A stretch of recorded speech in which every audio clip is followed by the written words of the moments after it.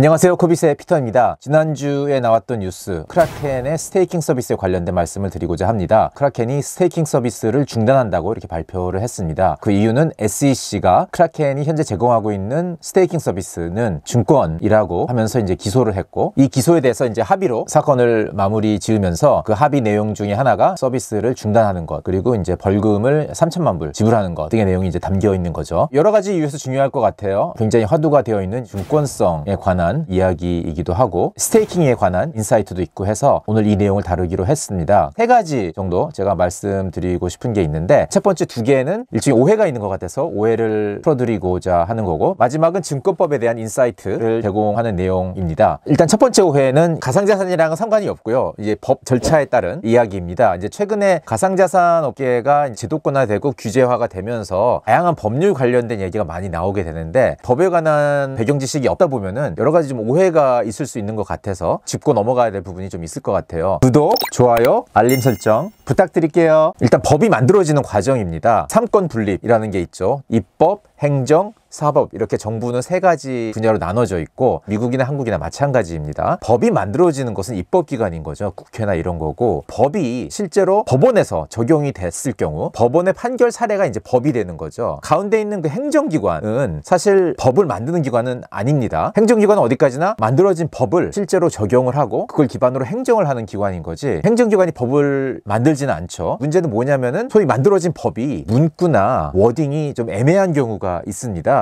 여러 가지 해석의 여지가 많은 경우가 있고, 행정기관들은 이 법을 적용을 할 때 해석 부분에서 좀 자유롭게 하는 경우가 발생을 할 수도 있는 거죠. 미국 같은 경우는 SEC가 행정기관인데 법을 적용을 할 때 상당히 지금 해석을 좀 자유롭게 하고 있는 편입니다. 특히 이제 투자계약 증권이라는 부분에 있어서 자유롭게 지금 해석을 많이 하고 있는 거고, 이에 대해서 뭐 찬반론이 많이 있는 거죠. 경우에 따라서는 SEC와 합의를 보고 문제를 끝맺을 수도 있어요. 왜냐면 SEC가 기소를 하는 경우는 민사소송이기 때문에 형사소송하고는 좀 다릅니다. 그래서 합의를 통해서 결론을 지을 수가 있는 거인데, 이럴 경우에 정해지는 합의는 이제 법이 되는 건 아니죠. 법이 되는 것은 법원이 판결을 내렸을 때만 그게 법이 되는 거고, 민사소송에서 쌍방 간에 합의를 해서 마무리 지으면은 결과는 뭐 일종의 뭐 사례로서 남을 수는 있겠지만 법은 아닌 겁니다. 이번에 그 크라켄과 SEC가 합의를 본 게 그런 내용인 거죠. 스테이킹 서비스가 불법이다, 아니다, 이러한 법원의 판결이 있었던 게 아니고 쌍방 간에 합의를 해서 SEC 주장이 있었고, 그러한 주장에 대해서 일정 부분 합의를 해서 서비스를 중단하는, 그리고 이제 벌금을 지불하는 이런 조건으로 기소를 마무리 짓는 합의를 한 겁니다. 이러한 과정에 대해서 좀 약간 오해가 있을 수 있는 이유 중에 하나가, 한국에서는 워낙 관의 역할이 크다 보니까 관이 뭔가 주장하거나 이러면 사실 싸우질 않고 대부분 그냥 받아들이는 관치적인 부분이 굉장히 강하다 보니까, 뭐 SEC가 행동을 취하면은 마치 법이 된 것처럼 사람들이 좀 약간 착각을 하는 경향이 있는 것 같아요. 그렇지만은 어디까지나 SEC는 행정기관일 뿐이고, 이번에 크라켄과는 합의로 마무리 지었기 때문에 이게 스테이킹이 증권이다 아니다 판단을 내리고 있지 않다는 오해를 일단 조금 해소할 필요가 있을 것 같아요. 그 다음에 오해 두 번째가 뭐냐면은, 사람들이 인터넷이나 이런 걸 보면은 이게 스테이킹이 증권이냐 아니냐 많이 토론을 하고 있습니다. 근데 이거는 스테이킹 자체에 대한 논쟁이 아니고, 제3자가 스테이킹 서비스를 대리해서 제공을 했을 때 그 제3자가 제공한 서비스가 증권이냐 아니냐 이걸 따지는 거거든요. 그 차이를 좀 이해할 필요가 있어요. 그러니까 예를 들어서 내가 메타마스크 상에 소유하고 있는 가상자산을 가지고 내가 직접 스테이킹을 하면은 어떤 증권성 여부를 따질 요소가 없는 건데, 지금 SEC의 논리에 따르면은. 그렇지만 이게 크라켄이라는 제3의 업체가 중간에 껴서 대리해서 고객에게 자금을 수취를 해서 뭔가를 해서 그 수취한 고객에게 일정 수익을 돌려주는 이제 이런 스킴인 거잖아요. 이런 어떤 어레인지먼트가 있었던 거고, 이 어레인지먼트가 증권이라는 거죠. 이러한 약속, 돈을 제공한 자와 받은 사람 간에 어떤 약속이 있었고, 이것이 일종의 계약인 거고, SEC 입장에서 봤을 때는 이거는 투자 계약이라는 거죠. 그러니까 스테이킹 자체에 대해서 증권이다 아니다를 논하고 있는 게 아니라는 것 좀 이해할 필요가 있을 것 같고요. 마지막으로는 지금 말씀드린 이 투자 계약에 관한 이야기입니다. 이거는 제가 지난번에 LBRI 케이스를 얘기를 하면서 짚고 넘어간 부분인데, 그때 내용이 뭐였냐면은, 증권이라는 거는 대상이 되는 자산 자체에 대한 판단이 아니고 쌍방 간의 어떤 약속에 관한 거라고 말씀을 드렸었죠. 근데 이거 처음 들으면은 잘 감이 안 오는 분이 많아요. 왜냐하면 우리가 아는 증권이라는 거는 자산 위주로 우리가 흔히 많이 생각을 하다 보니까 XRP가 증권이네, 주식이 증권이네, 이런 식으로 그 자산 자체에 대해서 판단을 내리는 건데, 이번 케이스를 통해서 우리가 투자 계약과 대상이 되는 자산이라는 건 차이가 있다는 걸 우리가 알 수 있는 상황이라고 생각을 합니다. 왜 그러냐면, 예를 들어서 크라켄이 지금 제공하고 있는 일드 서비스라고 얘기를 하는데, 이 서비스의 대상이 되는 자산이 예를 들어서 비트코인이었다고 하면은, 비트코인이 있었는지 잘 모르겠어요. 근데 비트코인은 지금 사람들이 증권이 아니라고 다 어느 정도 합의를 본 그런 자산이잖아요. 커머더티라고. 비트코인을 수출을 해서 일정 기간이 지나면은 한 10% 정도의 비트코인을 준다. 그 약속이 증권이라는 거지, 그 약속에 사용된 대상이 된 자산이 비트코인이 증권이라는 얘기는 아닌 거거든요. 금을 예를 들어서 생각을 해보면은, 금을 갖고 있는데 어떤 사업체가 와가지고 당신이 갖고 있는 1kg의 금을 맡기면은 1년 지나면은 100g어치의 금을 주겠다, 이런 약속을 하면은 그 약속 자체가 증권인 거지, 금 자체가 증권 아니라는 거죠. 이렇게 차이가 있다는 것. 물론 SEC는 비트코인 빼고 다 증권이다 이런 스탠스를 갖고 있지만은, 자산을 맡긴 자와 수취한 자 간의 약속이 증권이라고 판단했기 때문에 소송을 했다는 것. 이제 증권법을 생각을 할 때 이런 차이가 있다는 거를 인식하게 해준 이제 그런 케이스가 아니었나 이렇게 생각이 됩니다. SEC는 나름 인바디먼트 시어리라는 이론이 있는데, XRP 자체가 투자 계약을 상징하지는 않지만은 사실상 계약을 상징하는 것도 마찬가지다라는 그런 이론을 주장을 합니다. 그게 인바디먼트 시어리인데 뭐냐면은, 자금 조달의 수단으로 쓰인 투자 계약의 내용이 자산에까지 이렇게 옮겨왔다라는 어떤 주장을 얘기하는 이론인 거거든요. 그래서 이거 인바디먼트 시어리라고 이렇게 법조인들이 얘기한다고 해요. 근데 이제 이 인바디먼트 시어리가 한 번도 지금까지 미국 법원에서 받아들여진 적이 없습니다. 제가 이건 엘비아라 영상에서 언급을 했던 루이스 코엔이라는 분이 주도해가지고 스타디를 했던 논문에서 나오는 이야기인데, 그런 거를 가정해 봤을 때 자산 자체까지 투자 계약 내용이 옮겨간다는 주장, 앞으로 받아들여질지 않을지 잘 모르겠어요. 아마 뉴햄프셔 법원이 SEC가 유통시장에까지 관할권을 신청을 했다가 기각이 당한 이유는, 법원은 아직 그런 주장을 받아들일 준비가 안 돼 있다, 뭐 이렇게 생각이 됩니다. 코빗에서도 스테이킹 서비스를 하고 있는데 증권성 문제가 논란이 될 여지가 있을까요? 코빗은 미국 회사가 아니고 일단 대한민국 회사이기 때문에 대한민국의 룰을 따라야 되는 거고, 지금 현재 가상자산 업계를 규제하고 있는 금융위원회와 긴밀한 소통을 통해서 해결해야 될 문제이고 추이를 지켜봐야 될 것 같습니다. 규제라는 게 우리가 왜 있는지 한번 생각을 해보면은, 공익을 위해서 존재를 하는 건데, 가상자산 업계라는 게 공익을 위해서는 어떤 식으로 규제를 받아야 되느냐라는 질문을 던졌을 때, 각 규제 당국이 어떤 마음 자세를 갖고 있느냐에 따라서 대응하는 방법이 다를 것 같아요. 가상자산 시장을 육성하겠다는 그런 기본적인 자세가 밑바닥에 깔려 있으면은, 합의를 할 때 아니면 행정지도를 할 때 대중들이 원하는 서비스인이 제공을 하되, 이 자금 가지고 무엇을 하고 있는지 증권법에 해당할 만큼 폭넓게 공개를 해라 라든지 뭐 이런 식으로 접근도 가능했을 것 같은데, SEC는 그렇게 하지 않은 거고, 가상자산을 육성하고 싶다는 마음이 좀 진심인 그런 규제 당국에서는 그런 식의 접근 방식 얼마든지 가능하지 않을까 이렇게 생각이 됩니다. 한국 같은 경우는 지금 가상자산 거래소들이 회계법인들의 감사를 정기적으로 받고 있고, 그 결과가 다트를 통해서 대중들에게 이제 공시가 되고 있죠. 이제 그런 면에서는 크라켄보다는 훨씬 더 거래소들의 재무제표가 많이 공개가 되어 있는 편이라고 얘기할 수가 있겠습니다. 그 외에도 공개되는 프로세스는 아니지만은, 금융위가 가상자산 거래소에게 VASP 라이센스, 이제 거래소 사업, 가상자산 사업자 그 라이센스를 지급을 할 때 아주 깊이 있는 감사를 합니다. 그 과정에서 금융위에게 모든 것을 공개해야 되는 거고, 그렇기 때문에 이러한 뭐 스테이킹 서비스라든지 일드 서비스라든지 이런 내막은 각 규제 당국에 많이 내용이 알려져 있는 상황인 거죠. 그래서 이런 면에서 봤을 때는 좀 약간 크라켄의 상황과는 국내의 스테이킹 서비스는 조금 다른 상황이지 않을까 이렇게 생각이 되고요. 만약에 이렇게 해서 공개된 내용이 규제 당국 입장에서 봤을 때 충분치 않다 생각하면은, 좀 더 추가적으로 공개해야 될 내용을 명시한다든지 뭐 이런 방향으로 풀어나가는 것도 하나의 방법이 아닐까 이렇게 생각이 됩니다. 크라켄 같은 경우는 사실 굉장히 합법적으로 운영되었던 회사이고, 대중들이 굉장히 좋아하는 서비스였기 때문에 억지로 내린다기보다는 공개를 더 많이 요구하는 식으로 해결하는 방법도 충분히 생각해 볼 수 있다는 것. 우리나라도 뭔가 꼭 SEC처럼 대응을 할 거라고 그렇게 예측할 필요는 없지 않을까 이렇게 생각이 됩니다. 이제 SEC 같은 경우는 내부에도 다양한 의견이 있습니다. 그래서 SEC 의원이 5명 있는데, 그 중에 의장이 이제 게리 갠슬러이지만은 5명 중에 한 분의 또 헤스터 퍼스라는 의원님이 계시죠. 이제 이분은 항상 크립토의 혁신성을 인정을 하고, 과거에도 건설적인 크립토 규제 방안을 제안을 했던 사람인데, 이번에 크라켄에 대해서 취한 행동에 대해서 상당히 비판적이고 공식 의견을 SEC의 웹사이트에 올렸어요. 한국에서는 좀 상상하기 어려운데, 왜냐하면은 한국의 규제기관들은 다들 한 목소리를 내는 이제 그런 경향이 있는데, 미국의 SEC는 그 의원급 사람들조차도 다른 의견을 이렇게 자유롭게 홈페이지를 통해서 내고 있습니다. 그래서 그분이 낸 의견을 보면은, 지금 SEC의 대응 방식이, 그분의 표현을 빌리자면 레이지 레귤레이터들이 하는 방식이다. 좀 더 건설적으로 접근하는 방식은 퍼블릭 프로세스를 통해서 대중들한테 공개를 해서 이 문제에 대해서 어떻게 어떻게 규제를 하는 것이 좋은지 의견을 취합하고 이런 식으로 하는 게 건설적인 거지, 이렇게 레이지한 레귤레이터들은 그냥 무조건 샷다운하는 방식을 취한다라고 자기가 소속한 그 조직을 굉장히 디스하는 것처럼 보이는 그런 의견을 내고 있습니다. 그래서 이런 점은 상당히 전 세계 모든 규제 당국들이 한번 참고를 해봐야 될 의견이 아닌가 이렇게 생각이 됩니다. 네, 오늘은 여기까지입니다.